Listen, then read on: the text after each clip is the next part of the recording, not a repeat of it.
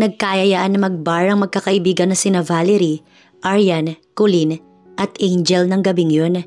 At dahil pagod at stress sa trabaho, sumama si Angel sa mga kaibigan niya. Ngunit hindi niya inaasahan na maibibigay niya lang sa kung sino ang kanyang pagkababae. Pagkalipas ng 1 linggo, nakita niyang muli ang lalaking nakauna sa kanya.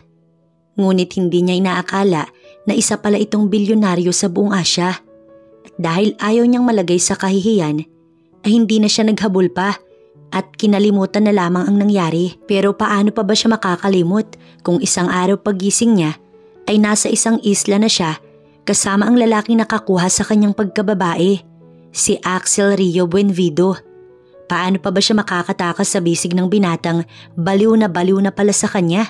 Pagod na inilapag ni Angel ang bag niya sa may kaliitang sofa sa sala ng kanyang apartment. Pagkatapos ay binagsak niya ang kanyang katawan sa sofa. Stress siya ng araw na yun. Paano ba naman kasi? Sinigawan at pinagalitan siya ng boss niya. Dahil may customer sila kanina, nabinastos siya kaya hindi siya nakapagtimpi. Sinampal niya ito at ang ending, siya pa ang mali. Nagpaliwanag naman siya. Ngunit tinakot siya ng manager nila na aalisin siya kapag sumagot pa siya. Kaya naman nanahimik na lamang siya kaysa alisin siya sa trabaho. Dahil kapag naalis siya doon, hindi niya pa alam kung may tatanggap pa ba sa kanyang sekundarya lamang ang natapos sa high school. Tiniis na lamang niya ang lahat. Kapag may nakita agad siyang pwedeng pasukan, aalis na agad siya doon sa restaurant na pinagtatrabahuhan. Mag-isa lamang siya sa buhay dahil nasa probinsya ang tatay niya na may iba ng asawa at anak. Namatay na ang kanyang nanay kaya naman hayon at naghanap na ng iba ang kanyang tatay. Hindi niya na binigyan ng pansin ng tatay niya dahil kahit noong nabubuhay pa ang kanyang mama, wala naman ito palagi sa tabi nila dahil nasa ibang bansa ito nagtatrabaho. Uuwi lamang ito kada 2 taon kaya sanay siya na wala ang presensya nito. Papikit na sana siya nang mag-ring ang cellphone niyang Vivo Y11 na binili lamang niya ng 2,000. Second hand na yun pero maayos pa naman kahit papaano. Ang mahalaga naman ay may magagamit siya sa trabaho. Sa panahon kasi ngayon, online na ang lahat at updated kaya kahit mababang cellphone lang, yun na ang pinatus niya. Hello? Sino to? Tanong niya sa kabilang linya. Angel, si Kulinto. Mag-ayos ka ngayon, dadaan kaming 3 dyan. Sagot nito na tila nagmamadali pa. Ha? Bakit naman? Saan ba tayo pupunta? Nagtataka niyang tanong. Sa bar tayo ngayon. Bilis na, paalis na kami dito. Nakaayos na kami. Pagkasabi ni Colleen nun, ibinaba na nito ang tawag. Napahingang malalim si Angel bago tumayo upang maligo at magayos. Hindi naman ito ang first time niya nasasama sa mga kaibigan na magbar, kaya okay lang sa kanya. Dahil pagod at stress nga siya sa trabaho, naisipan niyang sumama na sa mga ito. Matagal niya ng kaibigan ng 3, simula noong high school pa lamang siya. Dahil hindi siya nakatapos ng pag-aaral, ay sila Colleen na lamang ang nakapag-aral. Naiwan siya na hanggang ngayon nagtatrabaho bilang waitress sa isang restaurant. Mababait naman ng mga kaibigan niya at nagkakasundo sila sa lahat ng bagay. May mga pang-curl naman siya ng buhok kaya ginamit niya iyon para kulutin ang mahaba niyang buhok. Nag-makeup din siya na tama lang sa suot niya. Naka-white fitted tube dress kasi siya na nagpalabas ng makurba niyang balakang. Kung sa dibdib din naman, may ipanlalaban siya dahil malaki naman yun. Busina sa labas ang nakapagpatigil sa kanya habang nananalamin kung ayos na ba ang kanyang itsura. Nang makitang wala namang mali sa itsura niya, dali-dali na siyang lumabas. Si Valerie ang may dala ng kotse ngayon na kadalasan ay si Aryan ang nagdadala. Are you ready, girls? Sigaw ni Colleen. Sabay-sabay silang sumagot ng ready. Hayon at pinatakbo na ni Valerie ang kotse ng matulin. Naghihiyawan sila habang bumabiyahe na nakasanayan na nila palagi tuwing magkakasama silang 4. Pagpasok sa loob ng bar ay sari-saring amoy ang nalanghap nila. Usok ng sigarilyo, amoy ng alak at iba't ibang uri ng pabango at kung ano-ano pa. May mga ilaw na iba-iba rin ang kulay na pumapalibot sa kabuuan ng bar. Mayroon ding spotlight na tumatapat sa mga taong na-mention ng DJ o hindi kaya pinagkakatuwaan ng lahat. Mayroong 3 palapag ang gusali. Ang unang palapag ay ang kanilang kinaroroonan. Naroon ang mga normal na taong nagsasayawan at nag-e-enjoy sa buhay, habang ang pangalawang palapag ay middle class lang ang kayang makatapak. Gaya na lang ng may mga sapat na pera upang mapaglaanan yun. At ang huling palapag ay ang third floor kung saan VIP lamang ang pwedeng makatuntong. In short, mahiyaman talaga at sikat na mga personalities ang makaka-afford doon. Pinili nilang 4 ang sulok na may 4 na upuan.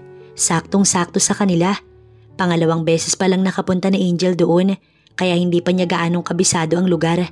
At isa pa, napakarami talaga ng mga tao ngayon sa loob ng bar, kaya hindi niya maalala kung saan na ang pasikot-sikot doon. Agad na umorder ang mga kaibigan niya ng alak. Habang lumalagok siya ng alak, pakiramdam niya mayroong nakatingin sa kanya, kaya inilibot niya ang tingin sa loob ng bawat sulok ng bar. Ngunit wala naman siyang napansin na kahina-hinala. Maraming nakatingin na lalaki sa kanya, pero hindi naman siya nag-worry sa mga ito.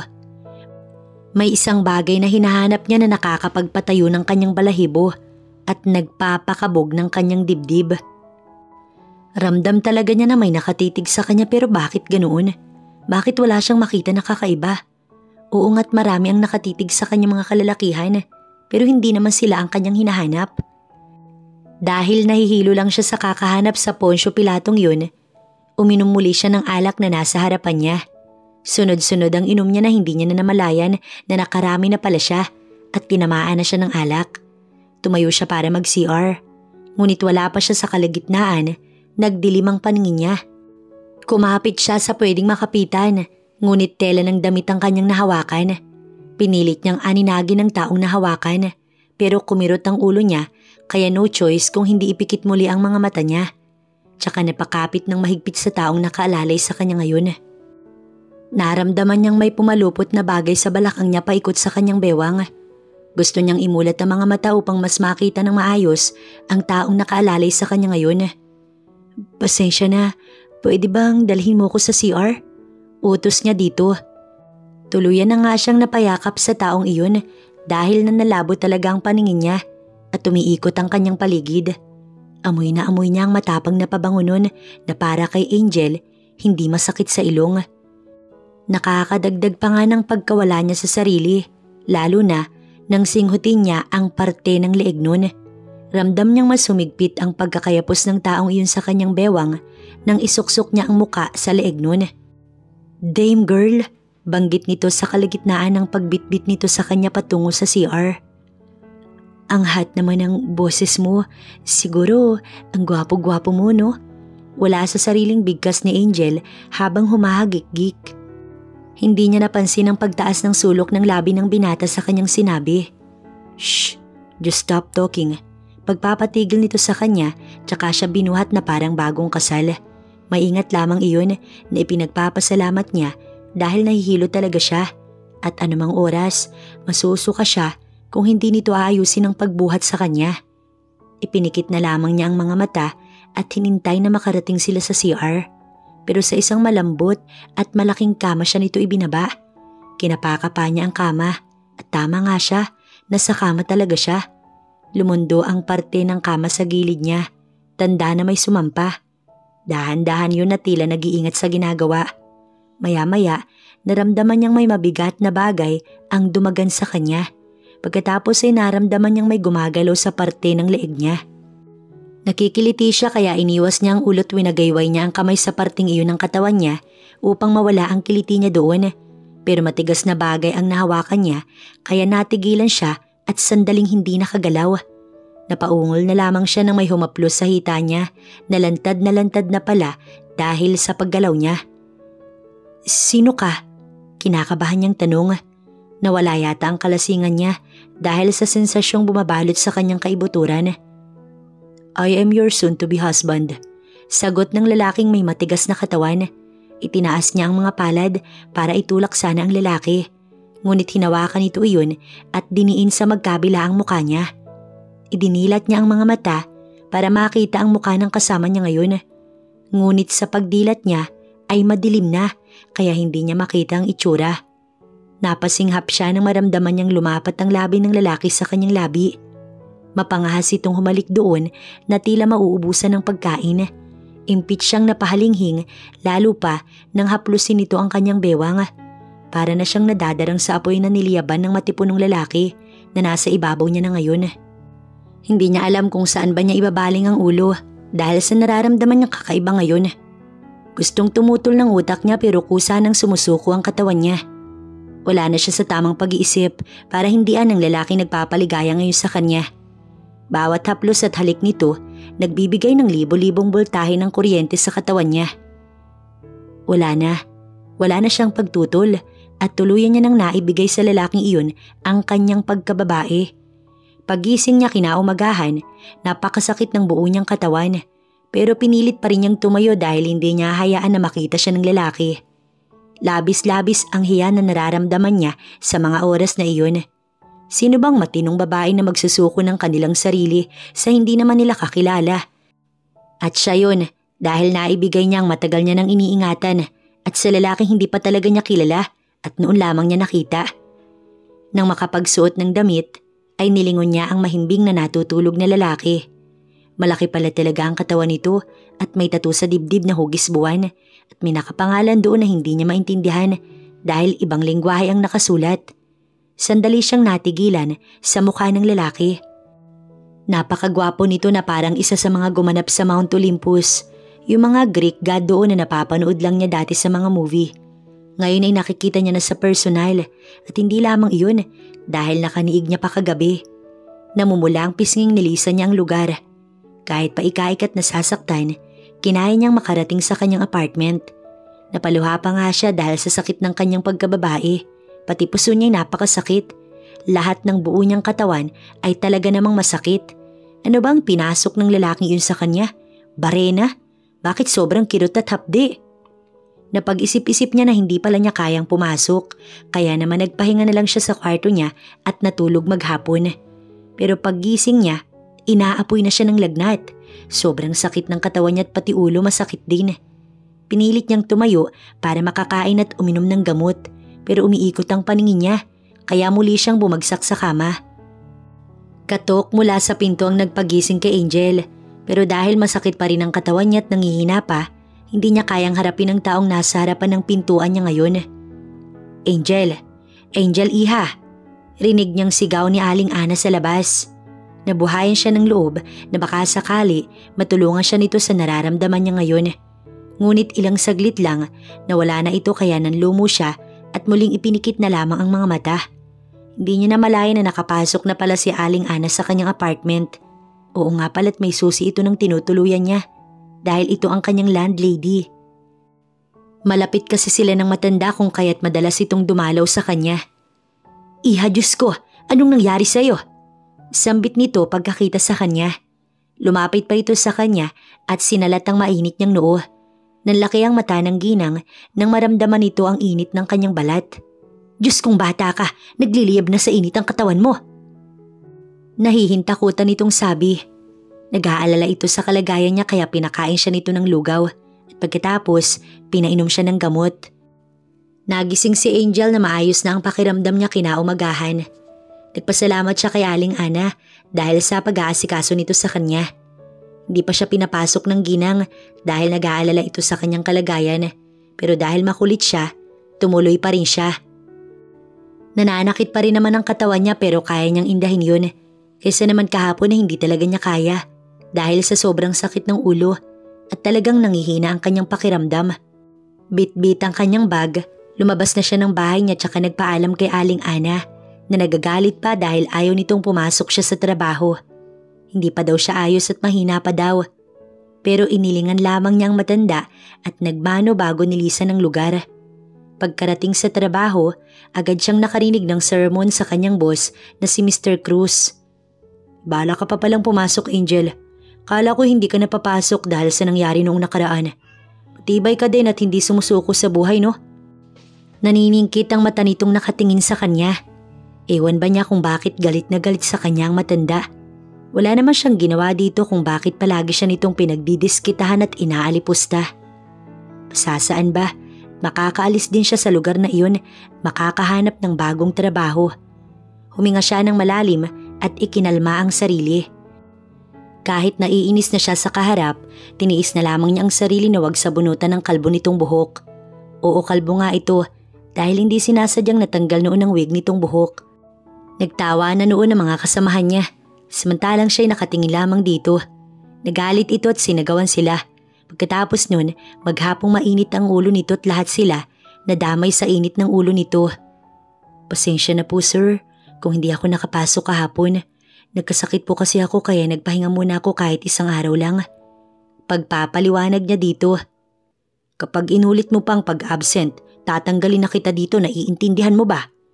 Mariin itong sabi tsaka siya pinaalis sa harapan nito. Opo sir, tanging nasambit na lamang niya tsaka nilisan ng opisina nito. Nagsimula na siyang magtrabaho at pinag-igihan pa niya ang ginagawa niya para naman kahit papaano hindi na siya kainisan ni Mr. Cruz. Sa maghapong pangyayari sa araw na yun, pagod na binuksan ni Angel ang pinto ng kanyang apartment. Ngunit bago pa siya makapasok, hinablot na ni Aling Ana ang kanyang braso. Angel iha, alam mo bang may mga kalalakihan ang nagpunta dito at hinahanap ka? Ang sabi ko wala ka't nagbakasyon sa probinsya ninyo. Natakot kasi ako na baka kung anong gawin nila sa'yo dahil ang lalaki ng katawan ng mga yon. Tsaka ang dami talaga nila, halos lahat sila naka-uniforming itim. Mahabang salaysay ni Aling Ana sa kanya. Baka sa boses ng matandang matinding pag-aalala nito para sa kanya. Ho, hindi ko po kilala ang mga yun. Bakit daw po ba ako hinahanap? Anong kailangan nila? Nagtaka at naguguluhan niyang tanong sa ginang. Yun na nga ang pinagtataka ko. Hindi nila sinagot ang tanong ko nang sabihin kung ano ang kailangan nila sa'yo. Bigla siyang nahintakutan sa sinabi ni Aling Ana. Bakit naman siya mapapasok sa gulo? Wala naman siyang sinalihan na gulo't wala naman siyang nakakaaway. Pagpasok niya sa apartment, nilak niya agad ang pinto para kung sakali man na dumating muli ang mga lalaking sinasabi ni Aling Ana, handang-handa siya. Inilabas niya ang cellphone niyang nasa backpack. Napansin niyang marami palang tawag at text doon ng mga kaibigan niya. Tinatanong ng mga ito kung bakit daw nawala siya kagabi sa bar. Nakauwi daw ba siya ng maayos at sino ang kasama niyang lalaki noong nagpaalam siya na magbabanyo lamang. Nilukob ng kaba ang kanyang dibdib nang maalala na namang muli ang nangyari sa pagitan nila ng lalaking nakakuha ng kanyang pagkaberhen. Tsaka ako nalang ikuwento kapag nagkita-kita tayo. Sagot niya sa mga tanong ng mga kaibigan. Dinagsana naman siya ng text at tawag ng mga ito kaya in-off na lamang niya ang cellphone. Humiga siya sa sofa at pumikit sandali upang magpahinga bago siya maghanda ng kanyang hapunan. Isang linggo makalipas ang insidenteng iyon sa bar, maayos na ang katawan niya. Hindi niya na iniinda ang pananakit ng katawan. Totally recover na siya, kaya naman nagkayayaan na naman sila magkakaibigan sa isang bar. Pero ngayon ay mag-iingat na talaga siya dahil ayaw niya nang maulit muli ang nangyari sa kanya noon. Baka mas malala pa ang mangyari sa kanya kung hindi niya naiingatan ang sarili niya. At saka napag-isip-isip niya na hindi siya magpapakalasing para iwas na rin sa gulo at problema. Napahiyaw siya habang nakikisabay sa aliw ng musika na nagpapaindak sa lahat ng naroon sa bar. Sabay-sabay silang naghihiyawan habang sinasabayan ng tugtog. Magkakatabi silang apat na magkakaibigan habang gumigiling ang kanilang mga balakang at bewang. Marami na rin at siksikan na sa dance floor pero hindi pa rin nila alintana yun. Mas naghiyawan pa ng mas nakakaindak na tugtog ang ipinlay ng DJ na nasa may kataasang lugar. Lumapit si Valerie sa kanya at bumulong. Girl, pansin ko lang, parang nakatitig sa iyo yung guy na nasa second floor. Inginuso nito ang lalaki na kaitim ng long sleeve. Nakatanggal ang 2 butones ng suot nito habang prenting nakaupong parang hari sa pang-isahang pulang sofa ang lalaki. Dahil may kadiliman sa pwesto nito, hindi niya gaano maaninag ang mukha nito. Pinasingkit pa niya ang mga mata bago niya napagsino ang lalaki. Bigla siyang dinamban ng kaba nang ito ay mapagsino, kaya mabilis na siyang pumihit patalikod dito. Malakas ang tibok ng puso niyang inalala ang mukha ng lalaking nakakuha ng kanyang pagkababae. Hoy, okay ka lang ba? Sabi ko nakatingin sa'yo yung lalaki doon sa second floor. Halabe, type kaya yata noon. Ang hot pa naman, mukhang yummy. Untag ni Valerie sa kanya. Pinihit niya muli ang ulo para siguraduhin kung siya nga ba ang tinitignan nito. Pero ganun na lang ang kabang lumukob sa kanya nang makitang titig na titig nga ito sa kanya. at hindi niya iyon imahinasyon lamang dahil kitang-kita niya ang pagkindat nito sa kanya at pagtaas ng sulok ng labi nito. Pagkatapos ng nangyari noong huling gabi na nagbar silang magkakaibigan, hindi na ulit siya sumama sa mga ito kahit paanong pilit ng mga kaibigan niya sa kanya. Humingi siya ng pasensya sa mga ito kung hindi man siya nakakasama. Nagdahilan na lamang siya ng kung ano-ano, pero sa totoo lang ayaw lamang niyang makita ang lalaking yun na nakakuha sa kanya. Ayaw niyang balikan ang nakaraan na pagkakamali niya. Sana lang hindi na muling mag-cross ang landas nila. Ayaw niyang balikan pa ulit ang nangyari. Inaamin niya nang may mangyari sa kanila ng lalaking yun, nagustuhan din niya. Hindi niya naman yun ginusto pero nagustuhan niya ang ginawa ng lalaking iyon sa kanya. Ngunit pagkatapos ng naganap sa kanila, talagang napakasakit ng buo niyang katawan at nagkasakit pa nga siya noon. Hapon ay nagaya ang mga kaibigan niya na kumain sila ng dinner sa labas at maggala na rin sa park na malapit lang naman sa lugar. Pumayag siya sa mga ito, total ay hindi naman sila magbabar. Kaya siguro naman ay hindi magtatagpo ang landas nila noong lalaking nakakuha sa kanya. Nagsuot lang siya ng short na puting maong at t-shirt na itim. Mas lalong lumabas ang ganda niya nang mapagmasdan ng sarili sa salamin. Bakit nga kaya hanggang ngayon wala pa siyang boyfriend? O baka naman may nakatadhana talaga sa kanyang lalaki at may nakalaan na ibang mas magandang mangyari sa kanya. Ipinilig niya ang ulo dahil sa mga naiisip at hinablot na ang bag niya upang lumabas na. Siguradong maya-maya lang naroon na sa labas ng mga kaibigan. Di nga nagtagal, natanaw niya na ang pulang kotse na lulan ng mga kaibigan. Kasunod noon ay ang pagbusina. "Hop girl!" Sigaw ni Valerie sa kanya na nakadungaw sa bintana ng sasakyan. "Hi girls!" Bati niya sa mga ito bago sumakay. Nakipagbeso siya sa mga kaibigan at malambing na niyakap naman siya ng mga ito. "Let's go!" Pinaharurot na ni Arya ng sasakyan na siya mismong nagmamaneho. Masaya silang nakapagbanding na magkaibigan. Naglibot sila sa malawak na park, namili ng mga balloons, yung laruan na may lumalabas na bubbles at kung ano-ano pa. Naghahabulan din silang apat na parabang mga bata. Hindi nila alintana ang mga taong nanonood sa kanila na may mga ngiti sa labi. Pagkatapos noon, napagod silang apat. Nagpasya sila na kumain na sa isang restaurant dahil 6:00 pasado na rin naman. Napagdesisyonan nila na mag-beach muna kahit na isang araw lang dahil pagod din naman sa mga trabaho at gusto din nila na magliwaliw dahil ang totoo niyan ay maghahunting lang naman ng boy sa mga kaibigan niya. Pumayag siya at nakiusap sa mga kaibigan na itapat ng day off niya para hindi siya mapagalitan ng kanyang amo. Leon pa naman si Mr. Cruz kung magalit. Araw ng Martes, day off niya at natuloy nga ang pag-alis nila ng kanyang mga kaibigan. Maaga silang umalis, 4:00 ng madaling araw dahil may kalayuan din ng Tagaytay. Doon nila naisipang magdagat dahil sa magandang view at maaliwalas na panahon. Isang kotse lang ang dala nila dahil kasya naman silang apat. Si Colleen ngayon ang nakatokang magdala ng sasakyan at syempre siya din ang driver. Sa isang simpleng hotel lang sila nag-check-in dahil ayaw ni Angel sa mas mahal na hotel. Nahihiya siya sa mga kaibigan dahil sinagot na mga ito ang lahat-lahat. Pumayag naman ng mga kaibigan niya sa kanyang suggestion kaya ngayon heto sila sa isang hotel room. May 2 kwarto na sakto para sa kanilang apat. Nang maiayos na nila mga gamit, nag-aya na ang mga ito na bumaba na para kumain. Pinagpalit na rin si Angel ang mga ito dahil mas maayos daw tignan kung lalakad sila sa beach na nakatupis. At syempre, gusto din ng mga kaibigan niya na makahanap ng fafa. In short, gusto nilang magpapansin sa mga boys. Naka-red two-piece si Aryan, si Valerie naman naka-avocado green na one-piece swimsuit at si Colleen naka-white and black two-piece. Habang pinagmamasdan niya ang mga kaibigan niya, hindi maiwasan mamangha ni Angel dahil hindi lang naman kasi maganda ang kanyang mga kaibigan kundi sobrang sexy. Nagpalit na rin siya. Gaya ng mga kaibigan niya, nagtupis din siya na kulay dilaw na lalong nagpatingkad sa kanyang kulay. Hindi niya nagaanong pinagmasdan ng sarili. Basta nilugay lang niya ang buhok niyang may kahabaan. Sabay-sabay silang apat na lumabas ng hotel. Naiilang man na wala naman ang pakiramdam na iyon, lalo pat hindi siya na-awkwardan dahil sa kanyang mga kaibigan. Kumain sila ng umagahan pagkatapos ay nag-swimming.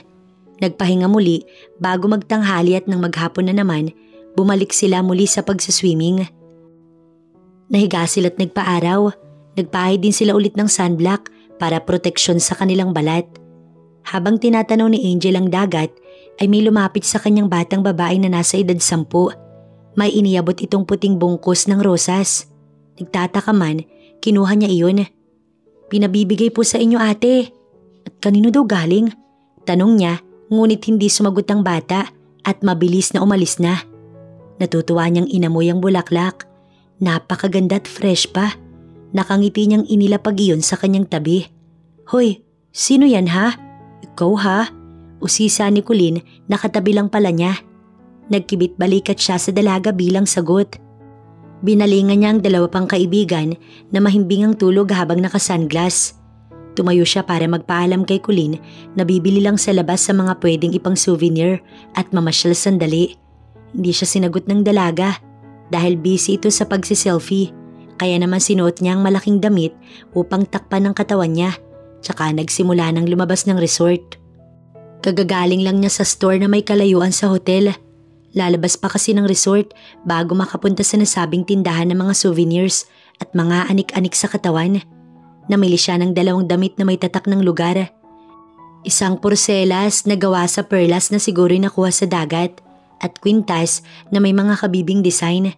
Nakyutan siya sa mga yun noong makita niya kanina, kaya naman agad niya yung binili. Pabalik na siya ng resort habang bitbit ang mga pinamili niya na may humintong puting van na tinted ang mga salamin sa harapan niya. Dahil sa kaba at takot, mabilis siyang tumakbo nang bumaba ang 3 lalaking mga naka-uniforming itim. Kaya't nabitawan niya ang bag niya at plastic na naglalaman ng mga pinamili niya. Hindi na niya iyon ininda at hinayaan na lamang na malaglag kaysa naman makuha siya ng mga lalaking bumaba mula sa van. Ang malas niya lang dahil naka 2-inch sandal siya ngayon, kaya natapilok siya at bumagsak sa gilid ng kalsada. Dumugo ang gasgas niyang tuhod pero wala na siyang oras pa para indahin ang sakit na nararamdaman niya. Tumayo siyang muli at sinubukang tumakbo pero huli na ang lahat dahil nahawakan na siya ng isa sa mga lalaki. Sumigaw siya at sinubukang humingi ng tulong pero walang gaanong tao sa lugar. Sunod-sunod na patak ng luha ang bumagsak sa kanyang mga mata nang bitbitin siya ng mga lalaki papasok sa van. Kahit anong lakas niya, hindi umubra sa mga ito dahil sa laki ng katawan at tangkad ng mga ito. May itinakip na panyo sa ilong niya, kaya yun ang pilit niyang inaalis. Ngunit nagtagumpay na ang mga ito na isakay siya ng van, kaya wala na siyang nagawa pa, lalo't unti-unti na rin siyang kinakain ng dilim. Bago siya mawala ng malay, ay naramdaman niyang may matigas at magaspang na kamay ang humaplos sa kanyang pisngi at humawi sa kanyang buhok na tumabing sa kanyang muka. Kanina pa iniisip ni Colleen, Aryan at Valerie si Angel. Nagpaalam kasi ito na mamamasyal lang sa labas at titingin ng pwedeng bilhin. Ngunit hanggang ngayon, wala pa ito, kaya naman nag-aalala ang 3 sa kanilang kaibigan. Hindi na mapakali si Valerie habang hinahaplos ang braso. "What if something's bad happened to her?" "Shut up girl, kinakabahan na nga ako eh, dinadagdagan mo pa." Umirap sa hangin si Colleen. "Sundan na natin, baka masalubong na natin siya sa daan. Sabi ko naman kasi sa inyo samahan na natin eh." Asik ni Aryan. "Sorry naman, kinuha kasi noong guy na pogi yung number ko kanina." Sabat ni Valerie. "Let's go na, salubungin na lang natin siya." Aya ni Colleen, kaya naman nagsimula na nga silang maglakad patungo sa kanina'y dinaanan ni Angel. Napatakbo si Colleen nang matanaw niya mula sa gilid ng daan ang figura ng bag ni Angel. Dinamba sila ng sari-saring emosyon. Kaba, takot at pag-aalala. "No, hindi totoo itong iniisip ko." Naluluha ng sambit ni Colleen nang malapitan nila ang mga gamit na pinamili ni Angel. "Dali, tumawag tayo ng pulis. Sigurado ko na-kidnap siya or something bad happened to her." Utos ni Valerie sa mga kaibigan na umiiyak na din dahil sa pag-iisip sa kanilang nawawalang kaibigan. Nagising si Angel mula sa pagkakatulog ng mahimbing sa malawak na kama at may malambot na higaan. Iminulat niya ang mga mata. Doon niya lang napagtanto na wala pala siya sa kwartong inukupan nila sa resort. Light gray ang tema ng silid, kaya naisip niyang nasa silid siya ng panglalaki. dahil na rin sa mga nakikita niyang gamit pang lalaki sa loob ng kwarto. May relo pa nga na nakalapag sa bedside table. Malinis yun at makinang. Nakakatakot hawakan dahil baka magasgasan. Ngunit hindi iyon ang pinagtuunan niya ng pansin. Bumangon siya at nilapitan ng wall frame na nasa pader na walang kahit na anong gamit o disenyo. Tanging larawan lamang ang naroon na nag-iisa. Pinagmasdan niya iyong mabuti at doon niya lang napagtanto na kamukha niya ang babaeng nasa larawan. She's beautiful, right? Mula sa pagmamasid niya sa larawan na nakadikit sa pader ay gulat siyang napapihit dahil sa baritonong boses ng lalaki na nagsalita mula sa likod niya. Nakasandal sa hamba ng pinto ang lalaking malaki ang pangangatawan, matangkad pangahan at may kilay na makapal. Ang mga mata nito ay kay lalim na parang ginagalugad ang kanyang pagkatao. Sa hindi malamang dahilan, sari-saring emosyon ang naramdaman niya nang magkatitigan sila. Green eyes ang mga mata nito na lalong nagpagwapo sa tingin niya. Para itong artista sa Hollywood na nakikita lamang niya sa mga movies. Ang mga matang yun, akala niya hindi niya na makikita pang muli, pero heto sila ngayon at magkaharap. Dahil sa taas ng presensya ng lalaki, ay hindi niya magawang makipagsabayan dito ng tingin. Kaya naman, ibinaling na lamang niya sa iba ang kanyang mga mata. Sino ka? Bakit nandito ko? Ikaw bang nagpadukot sa akin? Pagpapanggap niya, kahit alam naman niya na ito talagang nagpadukot sa kanya. Ang lalaking nakakuha sa kanyang katawan noong gabi sa bar. Hindi na niya makakalimutan pa ang mukha ng lalaki dahil tumatak na sa kanyang isipan ang gwapo at malaki nitong katawan. Seems like you've forgotten me. I am the one who took your virginity that night. Did you forgot already? Seryoso at walang halong biro ang pagkakabigkas nito ng mga salita na nanunuot sa bawat himaymay ng laman ni Angel. Kinakabahan siya sa maaaring mangyari, lalo pa't wala siyang ideya kung bakit ba siya nito pinakidnap. Ano pa bang kailangan mo? Hindi pa ba sapat sa'yo na nakuha mo na ang gusto mo? Paalisin mo na ako ngayon din. Nakikiusap niyang sambit dito. Humakbang ito palapit sa kanya na lalong nagpakaba sa naguhurumintado niyang katawan. Umatras siya ng umatras hanggang sa pader na lamang ang nasa likod niya. Nakalapit na ito at hinawi ang ilang hibla ng buhok niya. Pagkatapos ay inilapit ang mukha nito sa parting leeg niya. Not until you marry me and bear my child. Bigkas nito na nagpawala ng kulay sa mukha niya. Malakas ang kabog ng kanyang dibdib nang marinig ang sinabi ng lalaki na katayo ngayon sa harap niya habang nakalapat ang mukha nito sa parting leeg niya. Ramdam niya doon ang mainit na hininga nito na tumatama sa tenga niya na nagbibigay ng kiliti sa kanya. Pinilit niyang wag magbigay ng anumang reaksyon. Ngunit mas lalo lamang iyong tumindi nang maramdaman niyang lumapat ang labi nitong mamasa-masa sa gitna ng parte ng leeg niya. Hindi niya na napigilan pang mapasinghap sa ginagawa ng lalaking pangahas sa kanyang katawan. Mahina man yun, ngunit rinig na rinig niya ang sariling ingay. Tumapat ang mukha ni Axel Rio Buenvido sa mukha niya nang marinig ang mahinang ungol na pinakawalan niya. Kitang-kita niya ang pagtaas ng sulok ng labi nito nang marinig ang kanyang ungol. Tila nasisiyahan ito sa ginawa nito sa kanya. Ngunit mabilis niyang ibinalik sa normal na ayos ang kanyang muka at hinarap ang lapastangan. Hindi mo ko mapapapayag sa gusto mo. Hindi kita kilala at lalong hindi kita mahal para pakasalan at bigyan ng anak. Madiin niyang sambit dito. Kitang-kita niya ang pagbabago sa anyo ng lalaki. Kanina nakataas pa ang sulok ng labi nito. Ngayon naman ay pirmi na lamang na nag-isang linya at kunot ang noo, naramdaman niyang galit ito sa kanyang sinabi. Pero wala siyang pakailam at hindi siya magpapakasal dito, lalong-lalo na bibigyan ng anak. Sige kung yan ang gusto mo, pero tandaan mong hindi ka na kailanman makakaalis sa lugar ko kung hindi ka magpapakasal sa akin at bibigyan ako ng tagapagmana. Mariin itong sabi bago nilisan ng silid. Naiwan siyang tulala na nakasandal pa rin sa pader. Iniisip ang mga naganap. Maya-maya may pumasok na 2 katulong ayon sa kasuotan ng mga ito na uniforme. Ma'am, kami po ang naatasan ni Sir na mag-aayos po sa inyo ngayon. Ako po si Lily at eto naman pong kasama ko ay si Janet. Bungad ng isang babae na may katangkaran kesa sa isang kasama nito. Napatayo siya mula sa pagkakaupo sa kama. Teka, bakit ako aayusan? Para saan daw? Nagtataka niyang tanong. Kakain po kayo kasama si Sir sa garden, kaya nais po niyang malinis at maayos po kayong haharap sa hapag. Tipid na sagot nito sa kanya tsaka niya pinasadahan ng tingin ng sarili. Oo nga't marumi na siya at gulo-gulo ang kanyang buhok dahil sa kakapiglas niya nang sapilitan siyang kunin ng mga lalaki nagdala sa kanya sa lugar na iyon. Maligo po muna kayo ma'am, dito po tayo sa banyo. Sabi ng isang katulong na si Janet. Hindi siya sanay na naliligo na may kasama, kaya pinaalis niya ang mga ito. Ngunit hindi daw pwede dahil malilintikan sila sa amo nilang sa Axel Rio. Kaya wala siyang nagawa nang hubadan niya ang sarili at nilublob sa bathtub ang sarili. Kinuskus ng dalawang balat niya at buhok niya.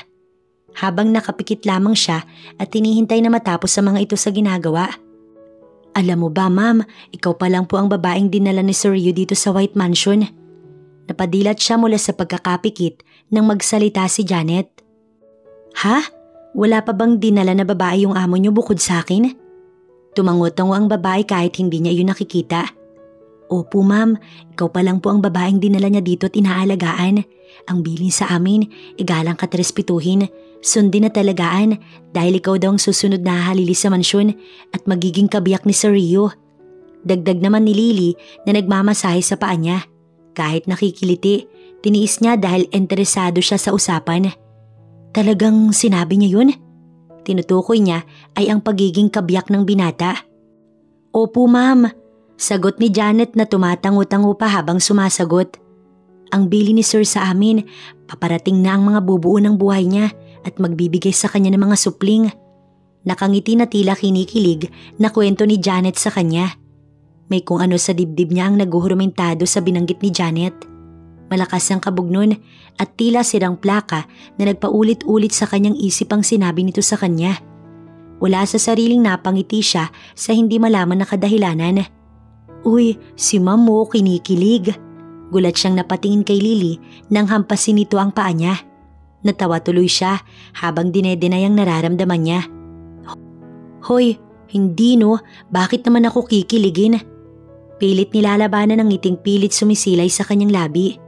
Naku ma'am, paano po ba kayo nagkakilala ni Sir? Muling tanong ni Janet. Pansin niya na madaldal si Janet at talagang interesado sa kanila ni Axel Rio. Hindi agad siya nakasagot sa tanong nito dahil masyadong pribado ang nangyari sa kanilang pagitan. Pasensya na Janet, hindi ko muna masasagot yan ngayon. Ano ka ba Janet? Itahimik mo nga yung bibig mo. Diba sabi ni Sir Rio, igalang natin si Ma'am Angel? Pagbabawal ni Lily dito. Hala, sorry po ma'am, hindi na po mauulit. Hingi nitong paumanhin sa kanya. Okay lang, sagot naman niya, kaya tahimik na muli ang dalawa at sineryoso na ang paglilinis sa kanya. Nang matapos siyang maligo, inayusan siya ng mga ito pagdating sa make-up at damit. Napili niya ang puting bestida na bahagyang kalahati ng mga hita niyang haba. Sleeveless ito na nagpalabas sa makinis niyang balat sa bandang balikat at leeg. Maibinigay din sa kanyang hikaw ang dalawa na bumagay sa kanya. Pagkatapos, pinababa na siya sa garden kung saan daw naghihintay si Axel Rio. Kabado siya habang palapit ng palapit sa kinaroroonan ng lalaki. Parang masusuka na nga siya sa sobrang kaba ng dibdib niya. Lalong-lalo na ang mga titig ng binata na nagpapanginig sa kanyang mga tuhod. Hindi niya nga alam kung saan ba niya ipapaling ang tingin. Kung sa kamay niyang nanginginig, sa pagkain na nakahain sa harapan niya, o sa mga mata ng binata na diretsyong nakamasid sa bawat galaw at ginagawa niya. I am very lucky to have a beautiful woman like you. Kung darating ang araw na may hahadlang sa ating dalawa, di ko hayaang magtagumpay sila. Dadaan muna sila sa akin bago nila makuha ang kayamanan ko. Nangingislap ang mga matang bigkas ng binata. Kinuha nito ang kamay niya at hinalikan iyon bago siya inakay papalapit sa upuang nakalaan sa kanya. Punong-puno ng pagkain ang mesang nakalagay sa gitna ng garden. Napapaligiran sila ng mga halaman at bulaklak. Naka-t-shirt itong gray at hapit sa bandang braso at dibdib nito. Kaya naman kitang-kita niya ang mamasel na katawan ng binata. Kahit ayaw man niyang pagmasdan ang katawan ng binata, hindi mapigilan ng kanyang isip. May rosas pang iniabot sa kanya ang binata nang makaupo siya. Tinanggap niya iyon at ito'y pinasalamatan. Tumayo ito at pumunta sa likod niya. Namalayan na lang niya na sinuotan pala siya nito ng kwintas. Hinaplos niya iyon at sinilip.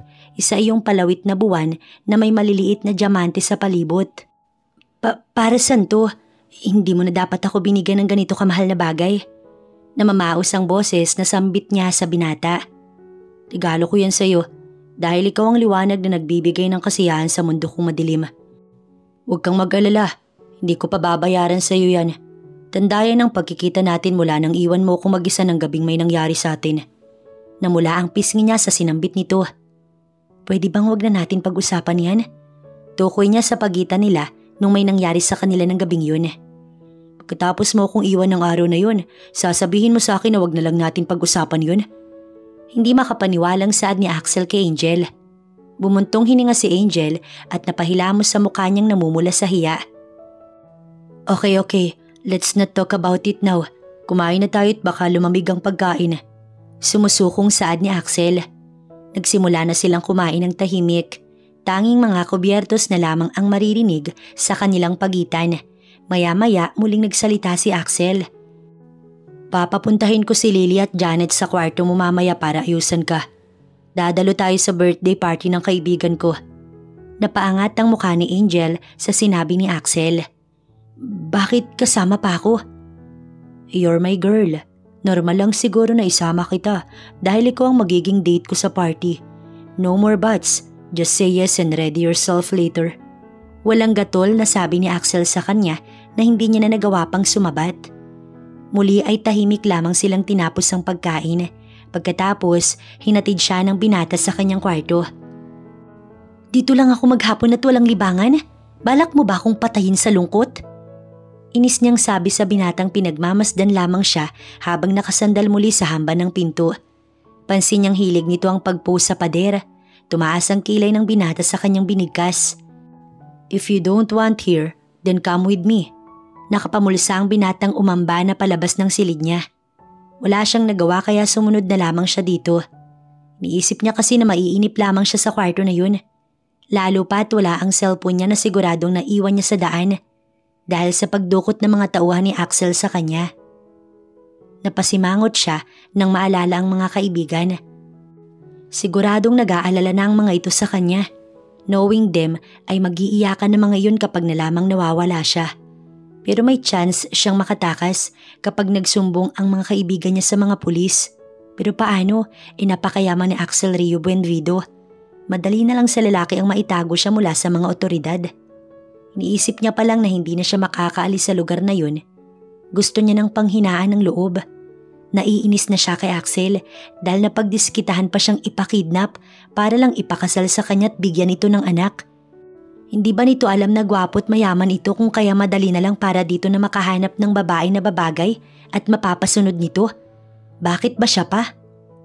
Nauntog siya sa malapad at matigas na likod ng binata nang hindi niya namalayan na huminto pala ito sa paglalakad. Aray ko po, daing niya dahil sa pagtama ng noo niya sa matigas na noo ng binata. Animoy bato sa tigas. Sakay, utos nito sa kanya na hinihimas pa rin ang noo niyang nasaktan. Ha?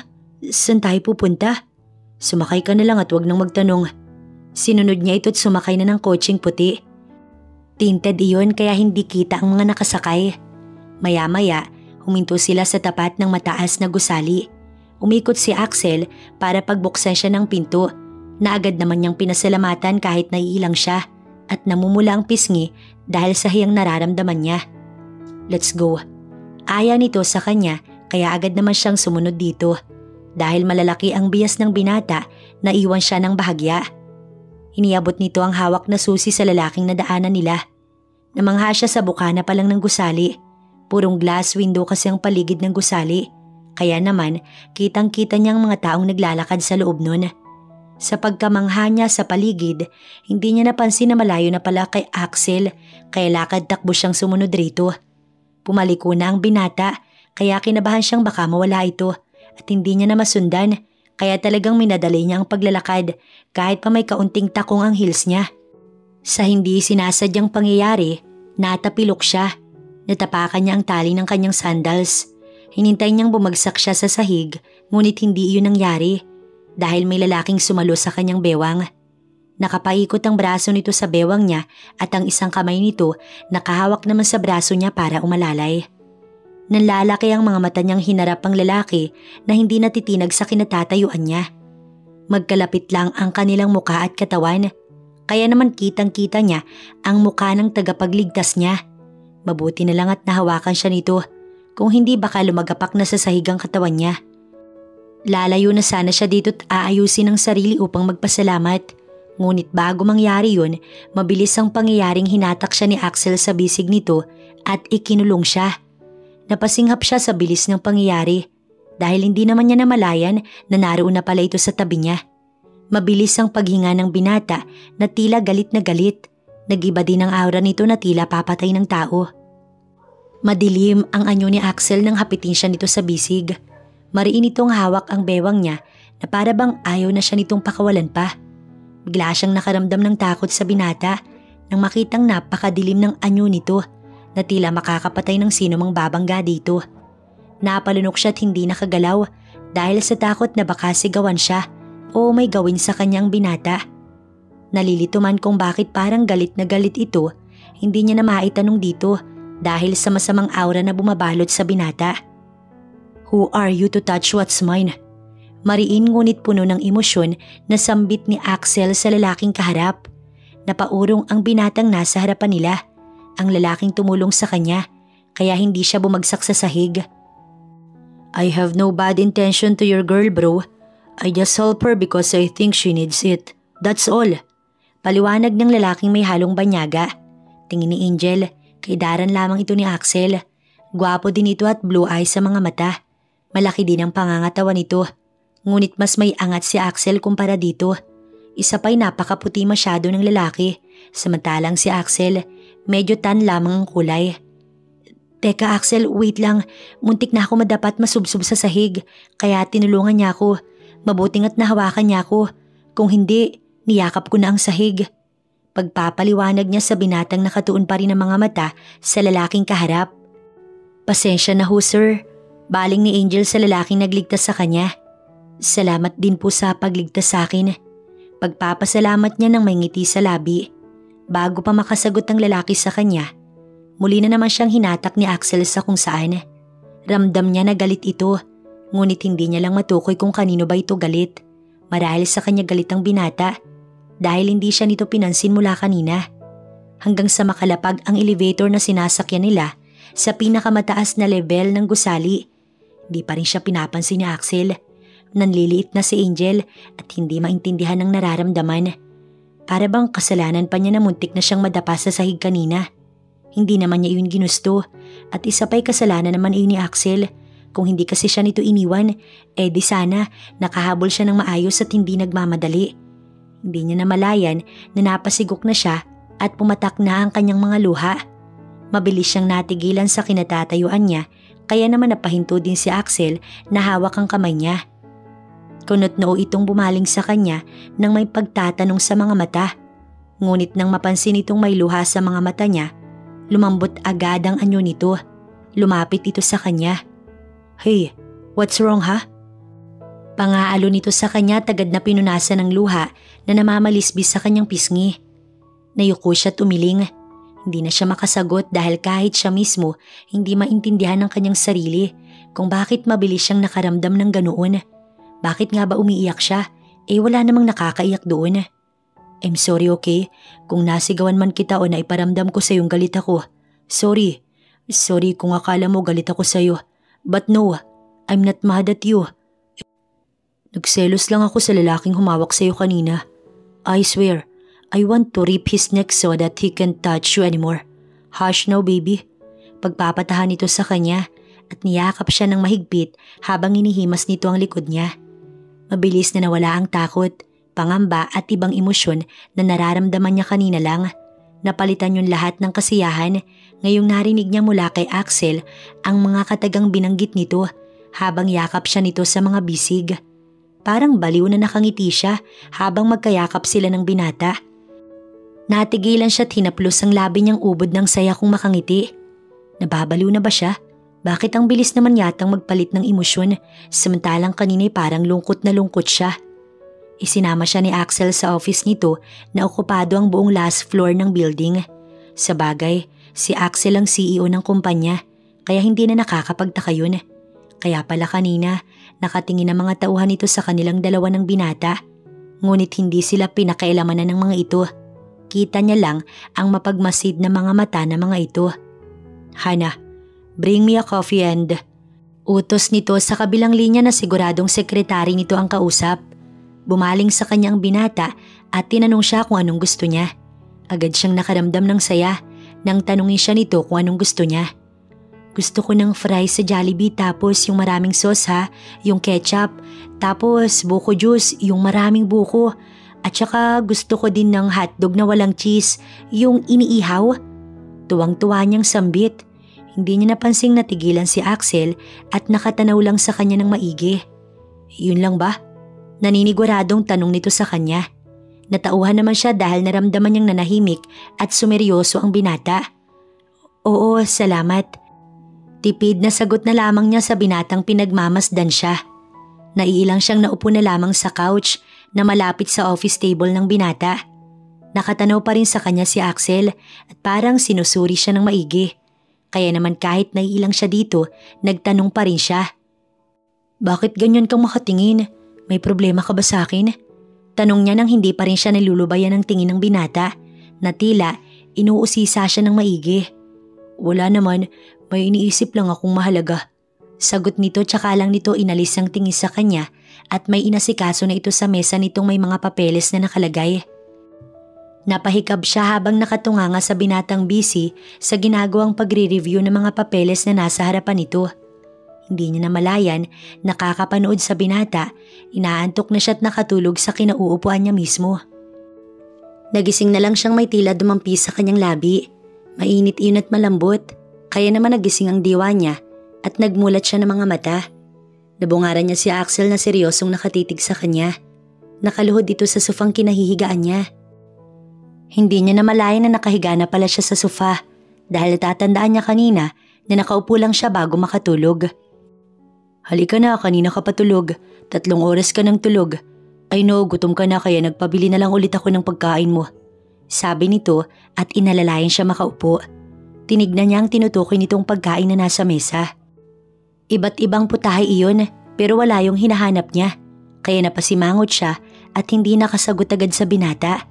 Napayuko siya, parang nakaramdam na naman siya ng lungkot at pagkainis. Why? Hindi mo ba gusto ang pagkain? Tanong nito nang mapansing hindi na siya sumagot. Nag-angat siya ng tingin sa binata. Kasi naman, wala yung pagkain na pinabili ko kanina. Naiiyak niya ng sabi. Malalim na tingin ang binigay ni Axel sa dalagang hindi niya maintindihan ang inaasal. May ideya na siya ngunit mas gusto niyang maiging masigurado kung totoo ba ang kanyang iniisip. Huminga siya ng malalim at inilabas ang pagkain na inuungot ni Angel. Teka, akala ko ba wala? Niloloko mo ba ako? Naiinis na sabi ni Angel sa binatang natutuwa sa mabilis na pagbabago ng reaksyon ng dalaga. Bakit tumatawa ka? May nakakatawa ba sa sinasabi ko? Wala, kumain na tayo. Baka gutom na si baby. Rinig niyang sambit ni Axel kaya mabilis na kumunot ang noo niya sa sinabi nito. Nagtataka siyang nagbaling sa binata. Sinong baby? Ikaw ka ako baby ko. Baka gutom ka na baby ko. Sabi nito na may nakakalokong ngiti sa mga labi. Nagsimula na silang kumain kaya naman nasabik talaga si Angel. Gustong gusto niya ang mga pagkain na nasa harapan niya ngayon. Siguradong marami siyang makakain nito ngayon. Paglabas nila ng building ay kislap ng kamera ang bumungad sa kanila. Mabilis na itinago ni Axel ang dalaga at tinakpan ng tuksido niyang suot. Itinaklob niya iyon sa ulo ng dalaga upang hindi ito pagpiestahan ng press. Pumalibot ang mga gwardiya niya sa kanila ni Angel upang protektahan sila. Maayos naman silang nakapasok sa kotse. Bakit kasi napakasikat mo? Inis na sabi ni Angel sa binata pagkaupo nito sa tabi niya. Because I'm a billionaire man. Pamimiloso po nito sa kanya na lalo niyang ikinainis. Inirapan niya lang ito tinanaw ang mga paparazzi na hinahabol ang kotseng sinasakyan nila. Iba talaga kapag mayaman at sikat, pinagpepiestahan ng madla. Wala ka nang maitatago sa mga ito. dahil kahit pa sikreto mo, aalamin nila upang ihayag sa publiko. Nai-report na ni Valerie ang pagkawala ng kanilang kaibigan na si Angel de la Costa. Hanggang ngayon ay wala pa rin silang maipakitang lead kung nasaan na ang dalaga. Alalang-alala na silang tatlo kung ano nga bang nangyari sa kanilang kaibigan. Misteryoso ang pagkawala ng kaibigan nila na para bang malaking tao ang nagplano. Pero dahil simple at mahirap lamang si Angel, hindi naman nila yun pwedeng isipin. Wala naman kasing kaaway ang dalaga na pwedeng magpadukot dito. Kaya talagang nahihirapan silang alamin kung ano ba talaga ang motibo ng taong dumukot kay Angel.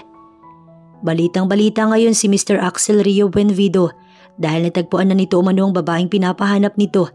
Ayon sa ulat ni Jay Ramos ay natagpuan ng bilyonaryong negosyante sa mismong kumpanyang pag-aari nito kasamang babaeng nagugustuhan nito at nais pakasalan. Heto ang report ni Jay Ramos. Nainganyo silang tatlong magkakaibigan na pakinggan ang flash report na lumabas sa TV. Naroon silang tatlo ni Valerie, Colleen at Arian sa sala. Kitang-kita nilang paglabas ni Mr. Axel Rio Buenvido kasama ang babae habang magkahawak kamay ang mga ito na papalabas ng building na pagmamay-ari ng bilyonaryong binata.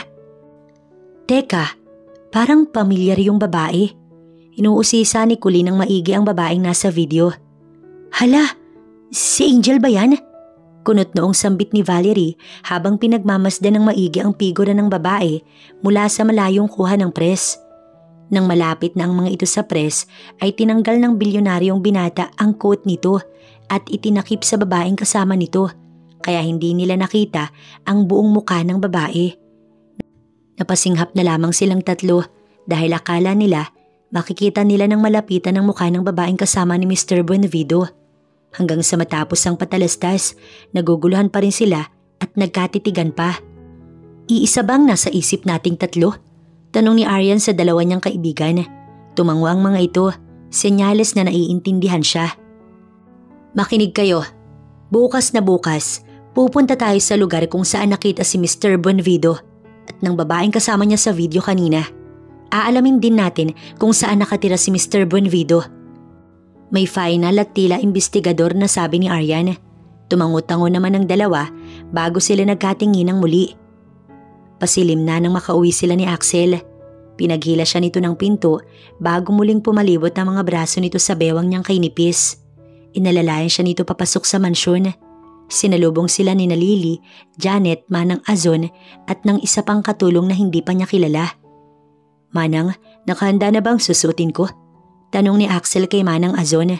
Tinutukoy nito ay ang damit niya na susuotin mamaya para sa birthday ng kaibigan niyang si Philip Mondragon. Oo iho, naiayos ko na kanina pa. Malumani naman na sagot ng matanda. Tumango-tango si Axel at muling nagsalita. Yung susuotin ni Angel, nakaayos na ba? Yung in-order kong dress sa kanya, na-deliver ba ng maayos? Oo iho, maayos nang nakalagay sa kwarto ng dalaga. Sagot nito habang nakatuon ang tingin sa dalagang tumango sa matanda bilang paggalang at pagbati. Sige, salamat Manang. Magpapahinga lang kami. At pagkatapos ay paakyatin mo na sina Lily at Janet maya-maya para maayusan si Angel.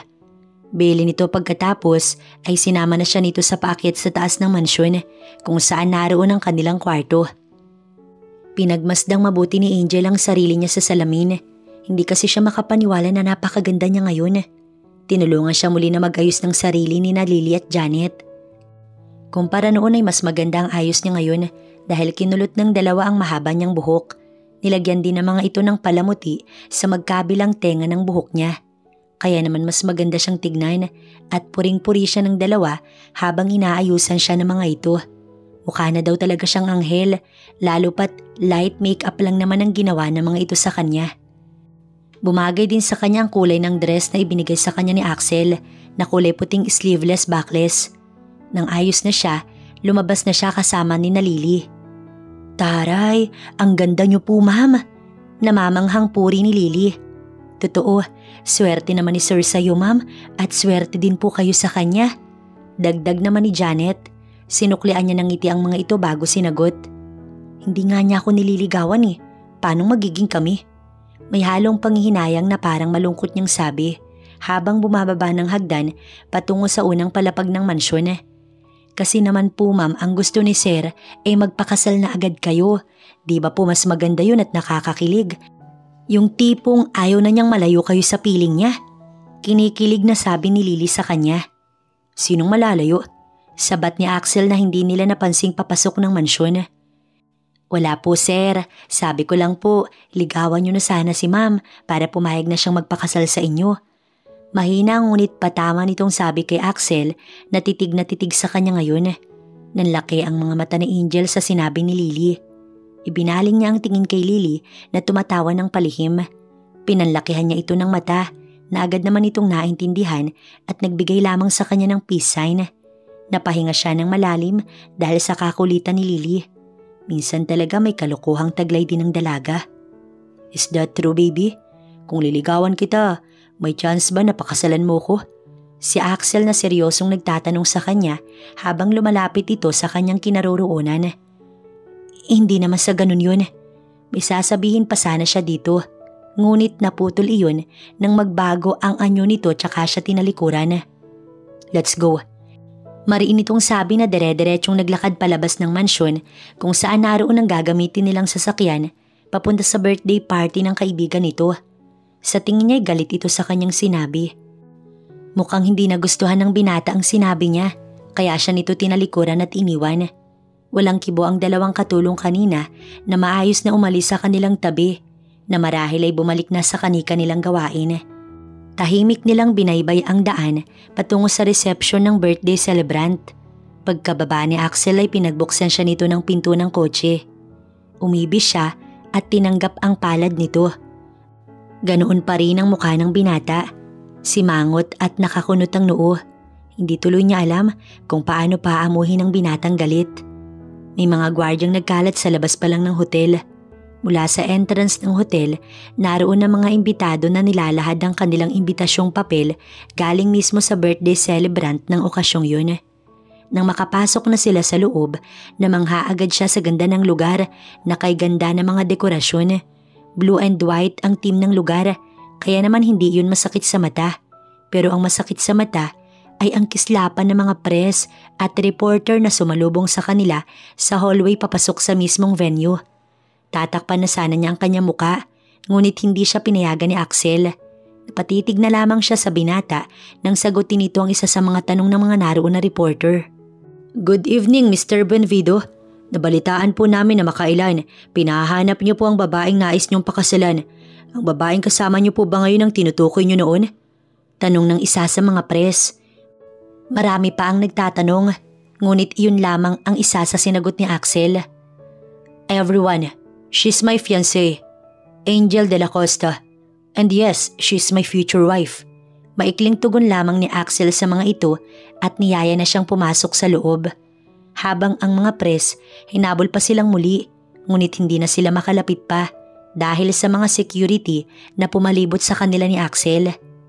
Good evening ma'am and sir Benvido, dito po ang mesa nyo. Itinuro ng babae ang mesa na para sa kanila. Busy ang ilan sa mga bisita na naroon, habang ang ilan naman nakatingin sa pagdating nila ng binata. Nagulat ang iba, lalo na ang mga kababaihang imbitado sa party, nang makita nilang may babaeng kasama si Axel Rio Benvido. Balita kasi nila sa binata hindi pa magpapakasal dahil wala pa daw ang babaeng para sa kanya. Ngunit heto ang binata at may kasamang babae na date nito ngayong gabi sa birthday party ng kaibigan.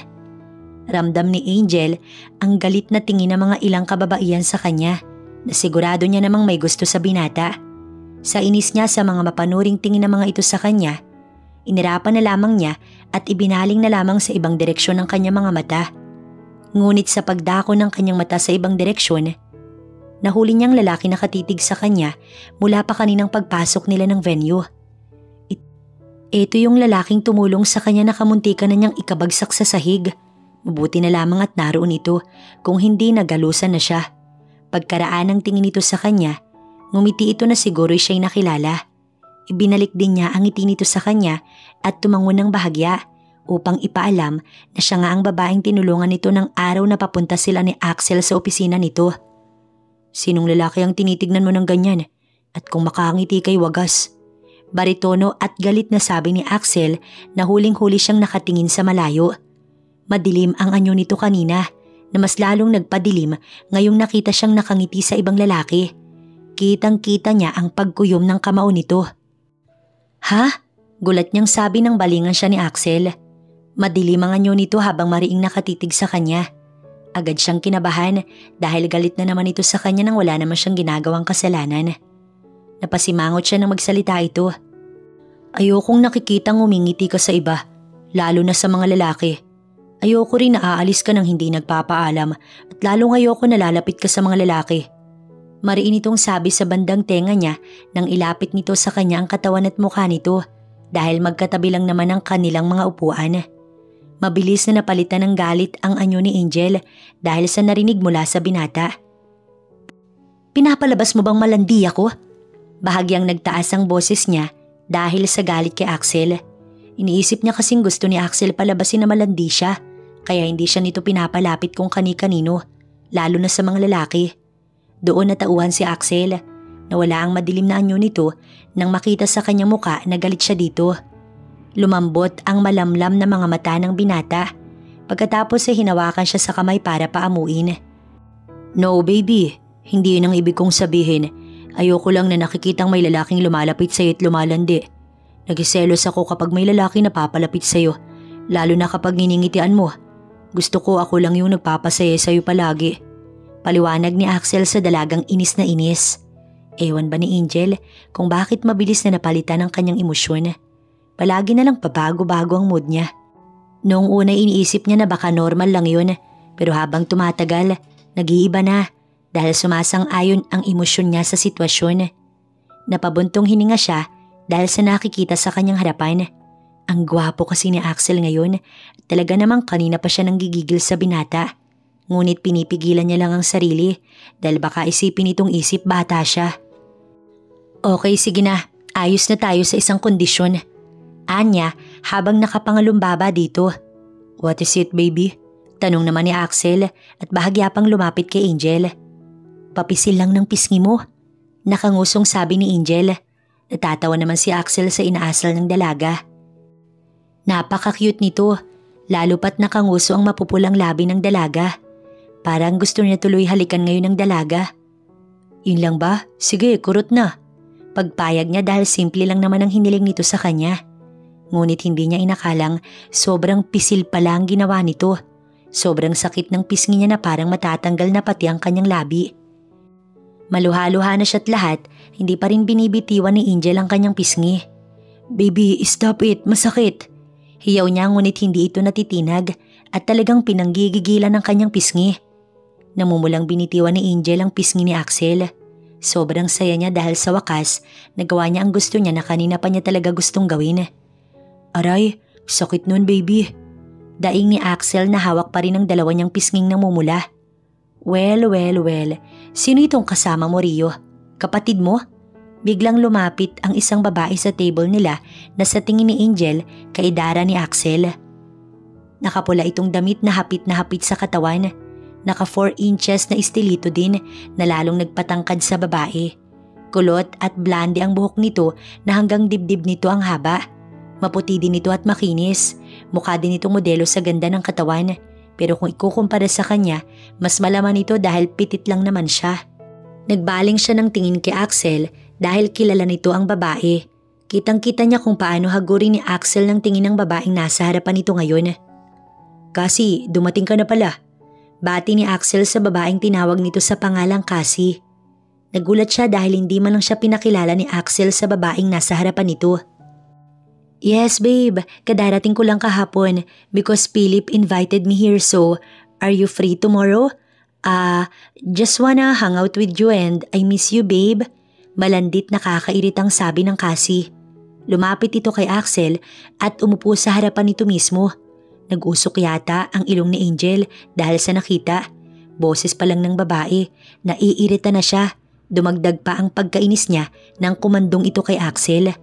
Lumitaw ang mahaba't makinis na hita ni Cassie nang maupo ito sa mga hita ni Axel. Mas dumoble ang galit na nararamdaman ni Angel nang humawak ang kamay ni Axel sa bewang at hita ng babae. Tumayo siya dahil hindi na siya makahinga sa mga nakikita. Oh my God babe, what's happened to your face? It's red. Maarting reklamo ng babae. Hindi niya na pinansin pa ang mga ito at nag-walk out. Gigil na gigil siya sa galit.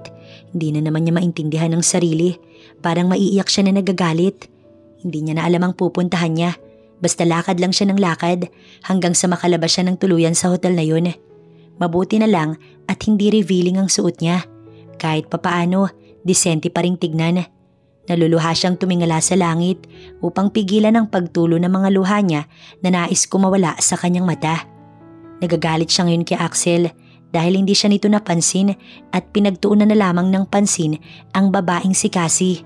Pinagpalit na lang siya ng ganun-ganun. Hindi ba't gusto nito na pakasalan niya ito? Bakit harap-harapan siyang niluloko? Napahinto siya sa paglalakad sa gilid ng daan dahil hindi niya namalayang humihikbi na pala siya. Sobrang sama ng loob niya kay Axel at parang kay bigat ng dibdib niya. Pinilit niya muling maglakad kahit pa humahagulgol na siya ng iyak. Pilit niyang pinapalis ang luhang namamalisbis sa kanyang mga pisngi. Hanggang sa nanikip na rin ang dibdib niya sa sobrang hirap sa pag-iyak.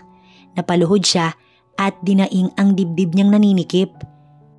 Pilit niyang hinabol ang paghinga niya kahit pa parang mawawala na siya ng ulirat. Hey, wake up miss. Huling rinig niya bago siya mawala ng malay. Nagising na lang si Angel na nasa kwarto siya. Bumangon siya at pinagmasdan ang kabuuan ng silid na ngayon niya lamang nakita. Puti ang tema ng silid na kapares ng mga kurtinang sumasayaw sa saliw ng hangin na nanggagaling sa labas. Bumangon siya at sinuri ang silid. Nasaan ako? Nagtataka niyang bulong sa sarili. Maya't maya bumukas ang pinto at pumasok doon ang isang lalaki. Kamusta? Gising ka na pala. Bungad nito sa kanya at marahang inilapag sa side table ang tray na may lamang pagkain. Teka, bakit nandito ako? Di ba ikaw yung lalaking tumulong sa akin dati? Tukoy niya dito na sumagip sa kanya noon para hindi siya bumagsak sa sahig. Oo, ako nga pala si Christian. Nakita kasi kita sa labas ng hotel kagabi. Umiiyak ka at parang may iniinda kaya nilapitan kita. At sakto lang dahil nahimatay ka. Bago ka mawala ng malay, nasalo kita at hindi tumama yung ulo't katawan mo sa simento. Pagpapaliwanag nito sa kanya. Nakikita naman niya ang sensiridad sa lalaki at ramdam naman niyang nagsasabi ito ng totoo kaya tumango na lamang siya dito. Katok mula sa pinto ang nagpatigil sa kanila ni Christian sa pag-uusap. Kuya? Kuya? Sigaw ng boses na babae na parang kilala niya. Teka lang ha, lalabasin ko lang yung kapatid ko, makulit eh. Paalam ni Christian sa kanya bago buksan ang pintuan. Ang tagal mong... Napatigil si Colleen sa pagsasalita nang makita niya sa loob ng kwarto si Angel na nakatayo. Colleen? Gulat na sambit ni Angel. Angel? Ikaw nga! Dinamba siya ni Colleen ng yakap ng napakahigpit. Umiiyak itong bumitaw sa kanya. Hala, akala ko hindi na kita makikita. San ka ba galing? Hanap kami ng hanap sa'yo. Pinunasan ito ng palad ang mga mata nito habang umiiyak tawa. Dahil sa wakas, nakita na nila si Angel. May kamag-anak lang na naghanap sa akin at pansamantalang kinupkup ako. Paliwanag niya kahit na hindi niya alam kung maniniwala ba ito. Girl, ikaw talaga. Payakap nga ulit. Namiss kitang loka ka. Sambit ni Colleen habang yakap muli siya. Tinanggap niya ang yakap nito at nagyakap silang muli. Paano nga pala kayo nagkakilala ni Kuya? Tanong nito pagkalipas ng ilang sandali. Nasa hapag na salit nag-aalmusal. Magkatabi sila ni Colleen habang nasa harapan naman nila ang mami at Kuya Christian nito. Sa sa birthday party na dinaluhan ko. In-invite lang ako ng mga kamag-anakan ko doon kaya nakilala ko yung kuya mo. Palusot niya. Binigyan niya na makahulugang tingin si Christian na tumangutango lamang. Patunay na sumasang-ayon ito sa kanyang nais. Wow ha, baka naman magjowa na pala kayo. Kaya magkasama kayo buong gabi. Kinikilig at mapang-asar na sabi ni Colleen. Watch your mouth, iha. Huwag mong pangunahan ang kuya mo. Pagbabawal ng mami nila kay Colleen. Oh, sorry kuya. May nililigawan ka na nga pala. Hingi ni Colleen ang paumanhin sa nasabi nito. Natapos ang salo-salo nilang yun at nagpaalam na siya sa mga ito na aalis na at babalik ng apartment na kanyang tinutuluyan. Nagpasalamat siya kay Christian dahil hindi siya nito binuko, bagkus nakisang-ayon lamang ito sa kanya. Nagpasalamat din siya dito dahil maraming beses siya nitong tinulungan. Inihatid siya ni Colleen sa apartment niyang inagyo na dahil sa tagal niyang hindi nakakauwi dito.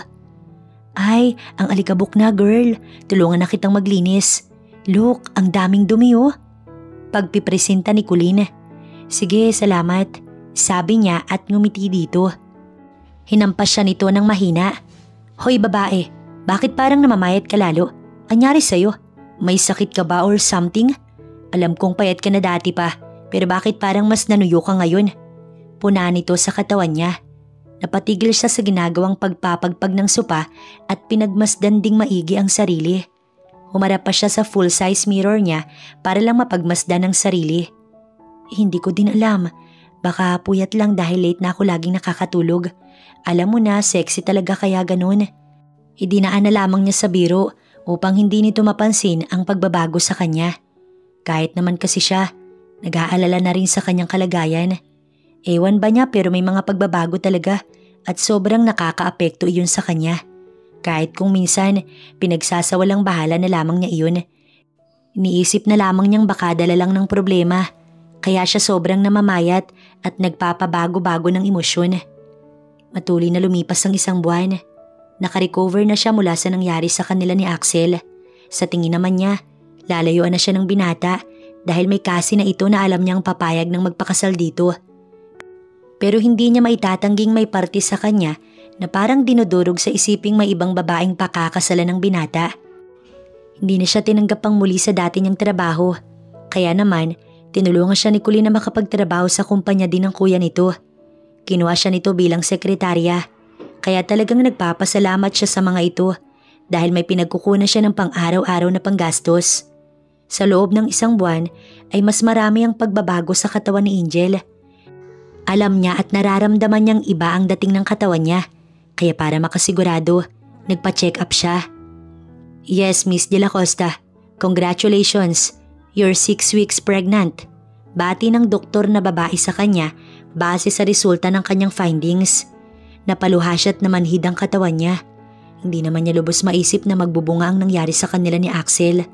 Dahil isang beses lang naman ang nangyari sa kanila noon sa bar. Kaya paanong nangyaring buntis siya? Ina-expect niya na ito dahil ilang buwan na rin naman siyang delay pero hindi niya akalaing buntis talaga siya. Napahawak na lamang siya sa kanyang bibig bago umiyak ng tahimik. Masaya siya dahil hindi na siya nag-iisa sa mundong ito. At malungkot siya dahil hindi niya mapapalaking buo ang pamilyang makakagisna ng anak niya. Gaya na lang ng buhay niya na walang kapiling ng mga magulang. Malungkot siyang napahimas sa tiyan niyang pipis pa lamang. 6 na buwan na ang tiyan niya at nakalive na nga siya sa trabaho.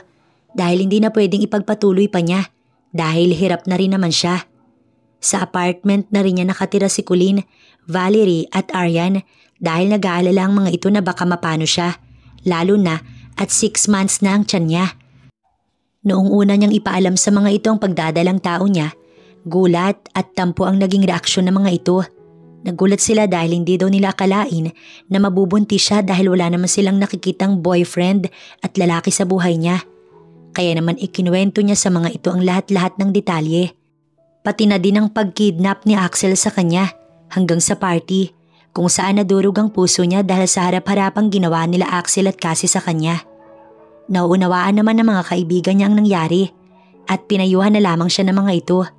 Binilinan niya rin ng mga ito na wag ipaalam kay Axel ang pagbubuntis niya. Bye girls, pasok na mi sa work. Sigaw ni Colleen sa kanila habang may pa-flying kiss pa. Ang saya talagang kasama ng mga tunay na kaibigan, lalo na kapag nauunawaan ka anuman ang problema at pangyayari. Mabuti na lamang at nandoon ang kanyang mga kaibigan.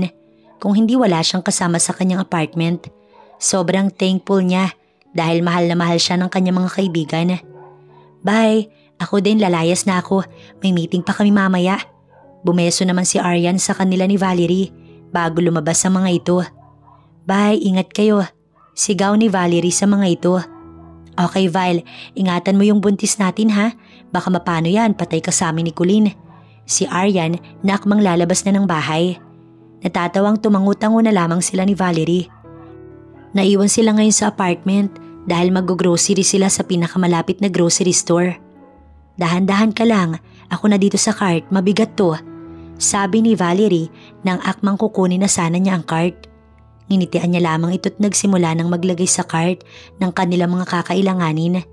Nang akma niyang dadamputin ng graham cracker ay siya ring hawak ng babaeng nasa tabi niya. Nagkatinginan sila habang nakangiti pa siya dito para sana sabihing ito na ang maunang kumuha. Pero laking gulat niya nang makilala ang babae. Mabilis na nanlamig at nanigas ang kanyang katawan na parang hindi niya na maigalaw ang sarili sa kinatatayuan niya. Mabilis din ang kabog ng kanyang dibdib na tila ba siya tumakbo ng kilo-kilometrong layo. Akma siyang tatalikod sa babae ngunit mabilis siya nitong pinigilan sa braso. Nagkaharap sila ng babaeng nagngangalang Cassie. Ramdam niya ang mapanuring tingin ng babae sa kanyang katawan, lalo na sa may kalakihan niyang tiyan. Angel, can we talk for a while? May gusto lang sana akong sabihin sa'yo. Malumanay at hindi naman magaspang ang pagkakasabi nito. Nakikiusap ang mga mata nitong nakatitig sa kanya.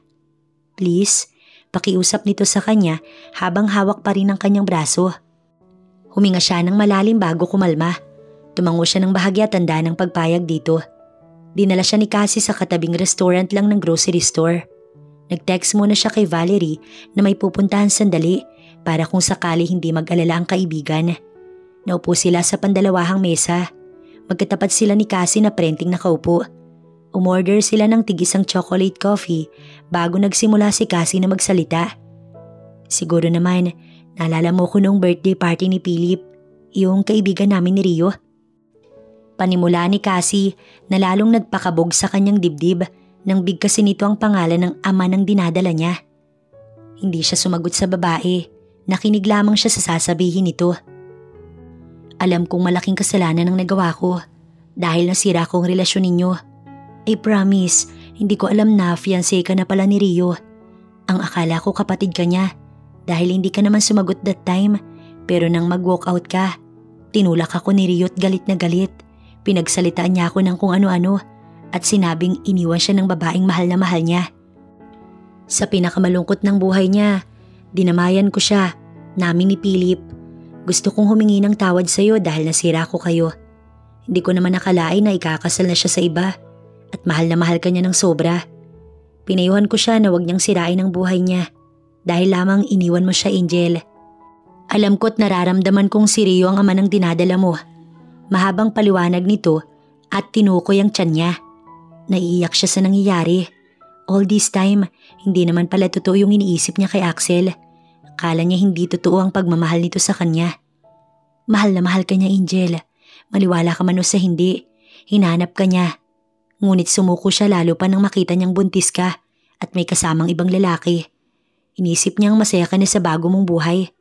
Akala niya, hindi siya ang ama ng batang nasa sinapupunan mo.